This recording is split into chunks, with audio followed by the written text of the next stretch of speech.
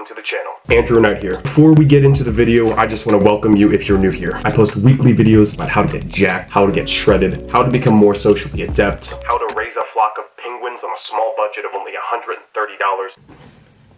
What the fuck? If it helps you grow towards becoming a better person who's more fulfilled, more happy, more fit, more productive, I probably fucking talk about it. Today we're going to be talking about how to build an aesthetic physique. No fluff, no fucking bullshit, just the straight up facts. There's already so much bullshit out there, we don't need to be adding to the pile. Without further ado, let's get into the fucking video. So, you're here because you want to look good. What you want is to build the physique of a fucking Greek god. You've seen way too much bullcrap advice all over the internet that hasn't actually gotten you to where you want to be. There's advice out there that can help you get big and strong, and there's advice out there that'll help you get small, lose weight, be skinny. I know when I was personally starting out, I just didn't want to be fat anymore. I wanted to be skinny, lose weight, just be as thin as possible. Because when I was in middle school, early high school, I was just so overweight, it wasn't even funny. I had massive titties. Like, girls used to motorboat me. What the fuck? I just would do whatever it took to lose weight and keep it off. Whether that was sacrificing muscle or not being ever satisfied with food, I just wanted to stay skinny. But after I was there for a while, I realized that wasn't everything, and then my priorities shifted. I didn't just want to be skinny anymore. I wanted to be lean and strong. I wanted to have a powerful physique. I wanted to be chiseled and lean while also having a good amount of muscle. I wanted that like superhero look you saw in the movies, like on Chris Hemsworth, Brad Pitt, Daniel Craig, and James Bond. Like they were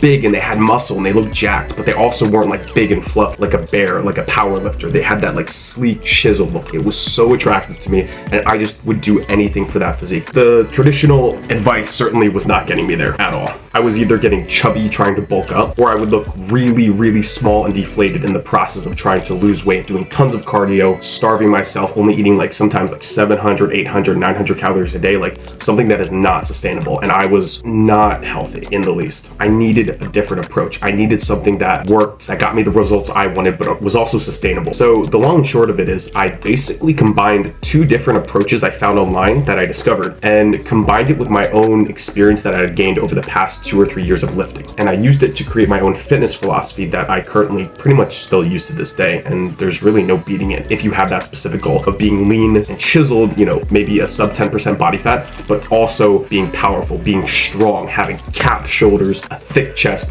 a broad back, all these things. You can have the best of both worlds, but you just have to know how to combine them so that they complement each other. And this is if you're a natural lifter, not if you're juicing up every day on testosterone and Dianabol and all this other shit. So I combined the protocols for staying lean as a natural lifter and also optimizing my recovery, my performance, staying strong, all these things. And what you have to understand is, before we get into all this, like the exact techniques and the exact methods I implemented to get to this place, is that what is an aesthetic physique anyway? Because that could really mean anything. Anybody can have a different definition of what it means to look good, to have a good looking physique. My personal definition is having the golden ratio, the shoulder to waist ratio that's a 1 to a 1.6. So you want to have shoulders that are about 1.16 bigger than your waist. You want to have that V taper where your shoulders are really broad and it kind of like tapers down to your waist. You have to understand that the number one signifier of physical attraction in females to males is that golden ratio, is that shoulder to waist ratio. So if your main goal is to build a powerful, aesthetic, good looking, attractive physique, you need to do everything in your power to enhance and exaggerate this ratio. And everything proceeding from here is going to enhance that. And the three main principles I implemented are as follows. Number one, the key to all of this is leanness.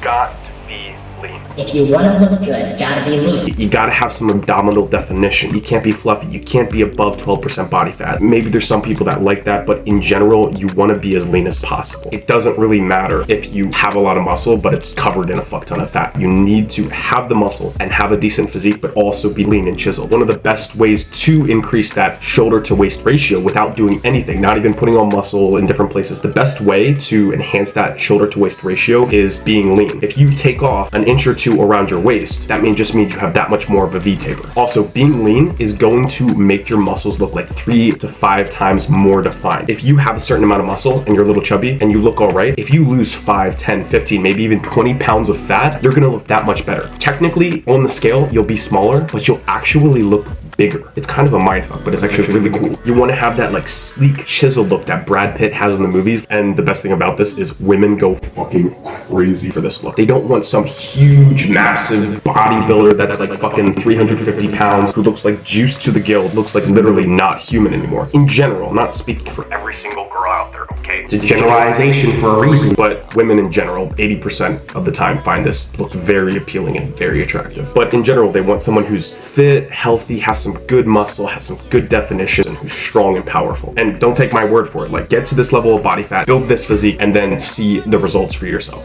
Besides being lean, you also need to be putting muscle on in the right areas. You don't want to be putting on muscle willy-nilly and everywhere, all over your body. You want to be focusing on putting the muscle on where it's really going to make a difference in the appearance of your physique. So what this entails is a lot of upper body training. You want to be training the key lifts that are going to be putting on muscle on your chest, shoulders, arms, back. You want to be building a broad back. You want to be building cap shoulders. You want to make that plate of armor looking chest. You want thick muscular arms. This is really going to give you that strong shoulder to waist ratio where you have that nice V taper, that nice, sleek, attractive look. In my experience, it's very easy to maintain your legs. You don't have to do too much for them. You can hit a couple sets of squats, you can hit a couple sprints, but this is all ancillary. 80% of your results is going to come from hitting the upper body movements. If you have really tiny legs, maybe throw in an extra training session where you hit some squats, hit some Bulgarian deadlifts, stuff like that. You don't really have to focus on them too much. The only way to ensure that you're actually gaining muscle in the right areas consistently over time is if you're getting stronger. And this really only applies if you're a natural lifter. If you're taking steroids and stuff, you can work out as many days a week as you want. It doesn't really matter. But as a natural lifter, if you want to consistently gain muscle over time, you have to be getting stronger. The muscle really has no reason to grow if you're not lifting more weight over time. And that's why I recommend lifting only 2 to 3 days per week. To be getting stronger, you can't be destroying your muscles in the gym every single day as some fitness